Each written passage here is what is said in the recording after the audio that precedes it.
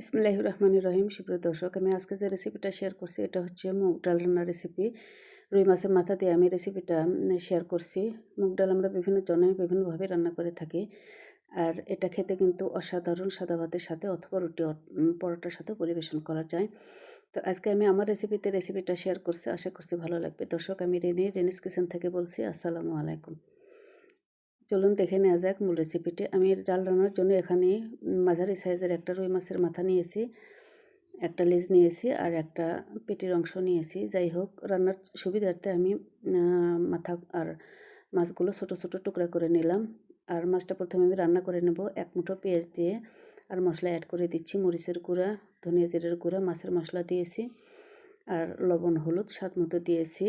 2 table চামচের মতো তেল দিয়ে আমি মশলাটা ভালো করে মাছটা মেখে রান্না করে নেব। মাছটা ভালো করে মেখে আমি রান্না হতে দেব। 2 কাপ পানি অ্যাড করে আমি মাছটা ভালো করে রান্না করে নেব।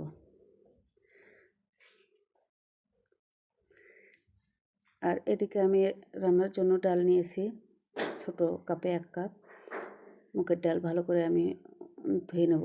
ডালটা আমি আগে প্রথমে শুকনো তাওয়ায় একটু টেলে নিয়েছিলাম। আমি যে পাত্রে রান্না করব সরষে দিয়ে দিচ্ছি, আর 1 কাপ পানি দিচ্ছি, কিছু পেঁয়াজ কুচি দিচ্ছি, কাঁচামরিচ কুচি দিচ্ছি স্বাদ মতো, আর আদা রসুনের পেস্ট হাফ চা চামচ দিয়ে সামান্য একটু তেল দিয়ে আমি ডালটা সিদ্ধ করে নেব। স্বাদ মতো লবণ আর একটু হলুদ দিয়ে নিলাম। ঢেকে রান্না করব ডালটা পারফেক্টভাবে সিদ্ধ হয়ে আসা পর্যন্ত। আমার ডাল রান্নার পানিটা অনেকটা শুকিয়ে এসছে, ডালটাও সিদ্ধ হয়ে এসছে ভালো করে। আমি চেক করে নিচ্ছি। এরকম চাপ দিলে গলে যাবে, কিন্তু ডালগুলো আস্তে থাকবে। তো মুগ ডালের এই রেসিপিতে এরকম ডাল সিদ্ধই আমার কাছে পারফেক্ট। আর এদিকে মাছটা আমার রান্না করা হয়ে গেছে, আমি দিয়ে দিচ্ছি। আর এ পর্যায়ে মাছটা ভেঙে ভেঙে দেওয়ার দরকার নেই, আমি যেহেতু ছোটো ছোটো করে টুকরা করে নিয়েছি। মাছটা দিয়ে ডালের মধ্যে আমি আরও কিছুক্ষণ কষিয়ে নেব, এভাবে আলাদা করে, যেন ডালগুলো একেবারে গলে না যায়।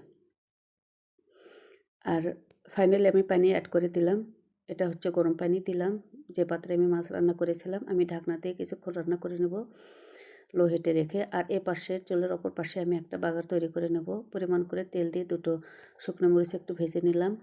2টো ছোটো সাইজের রসুন আমি কুচি করে নিয়েছি, আর 3 থেকে 4টে পেঁয়াজ কুচি দিয়ে দিচ্ছি। এগুলো একটু ব্রাউন করে ভেজে নিয়ে এর মধ্যে আমি দিয়ে দিলাম 1 টেবিল চামচ পাঁচফোড়ন। আর এই রান্নাতে এই পাঁচফোড়নের বাগারটা দিলে কিন্তু অসাধারণ একটা টেস্ট আছে। একবার এইভাবে ট্রাই করবেন, আশা করছি ভালো লাগবে। বাগারটা আমি ভালো করে একটু চড়া করে ভেজে নেব, আর ডাল রান্নার পাত্রের মধ্যে সরাসরি দিয়ে দিচ্ছি। দিয়ে নেড়েচেড়ে মিশিয়ে নিচ্ছি। দর্শক, আমার রান্নাটা একেবারে কমপ্লিট পরিবেশনের জন্য। আর আমি তুলে নিচ্ছি পরিবেশনের জন্য। এরকম ডাল কিন্তু সাদা ভাতের সাথে খেতে অনেক মজা লাগে, রুটি পরোটার সাথেও পরিবেশন করা যায়। অনেক সহজে রান্নাটা শেয়ার করেছি, আশা করছি ভালো লাগবে। তো দর্শক, আমার রেসিপিগুলো ভালো লাগলে চ্যানেলটি সাবস্ক্রাইব করে নেবেন, আর সেই সাথে ফেসবুক পেজটি ফলো দিয়ে নেবেন। সবাই অনেক অনেক ভালো থাকুন। আল্লাহ হাফেজ।